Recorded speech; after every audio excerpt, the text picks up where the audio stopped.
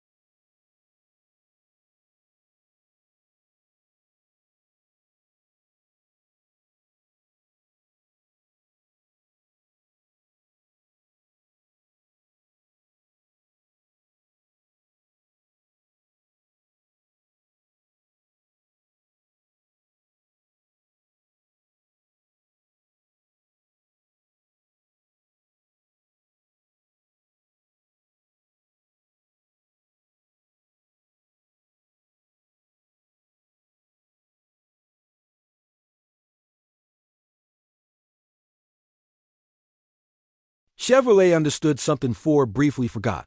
Americans didn't want yesterday's success. They wanted proof that tomorrow would be better. Ford's leadership saw the danger clearly. Delay another year and Plymouth could overtake them. That threat changed everything.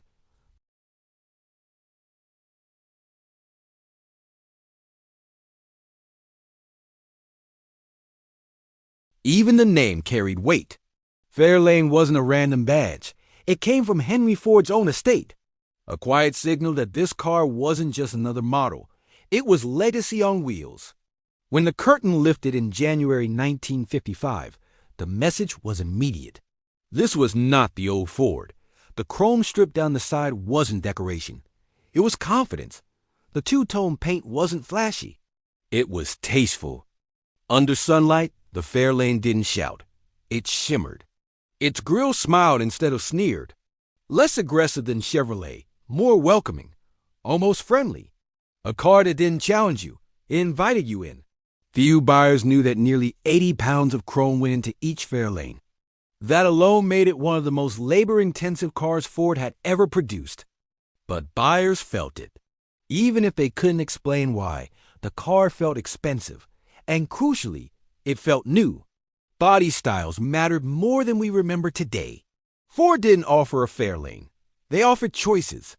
Sedans, coupes, hardtops, convertibles, wagons. Something for the young couple, the growing family, the successful businessman. You didn't adapt your life to the Fairlane. The Fairlane adapted to you. Then came the engines. Ford understood restraint. Not everyone wanted power. Some wanted reliability. So the inline-six stayed. Solid, trustworthy, perfect for families watching their budgets. But for buyers who wanted more, Ford delivered confidence. The Y-Block V8 South didn't just move the car. They changed how it felt. Smooth, strong, effortless. And then there was the Thunderbird-derived option. This is where perception shifted. Suddenly, a family sedan could flirt with triple-digit speeds. Not on paper, in real life. On brand new highways stretching across the country. Picture a father merging onto an interstate for the first time, feeling the car surge forward, realizing this wasn't the Ford he grew up with. Transmission choices mattered just as much. Ford quietly understood that Americans were tired. Tired of shifting. Tired of work. The automatic wasn't laziness. It was progress. And once buyers stepped inside, the illusion became reality. The dashboard felt intentional. The chrome controls weren't just shiny, they were reassuring. Even safety entered the conversation with features most competitors ignored. Comfort wasn't optional anymore. It was expected, and Ford leaned into identity. Colors mattered. Materials mattered. The Fairlane didn't force one personality. It reflected yours. Then came the trims. This is where Ford outsmarted everyone. Instead of pushing buyers upward reluctantly, they invited them. Crown Victoria, Sunliner, Skyliner. Each one just different enough to make people stretch their budgets without regret. The Skyliner especially wasn't practical. It was emotional. Acrylic roof, airplane-like view. People complained it got warm. And still, they bought it. Because desire doesn't care about logic. By the end of 1955, the numbers stunned Detroit. Over 600,000 Fairlanes sold, not because it was the cheapest, not because it was the fastest, but because it made people feel included in the American dream. Ads didn't sell horsepower. They sold belonging, families smiling, suburbs growing. A future that looked clean and bright.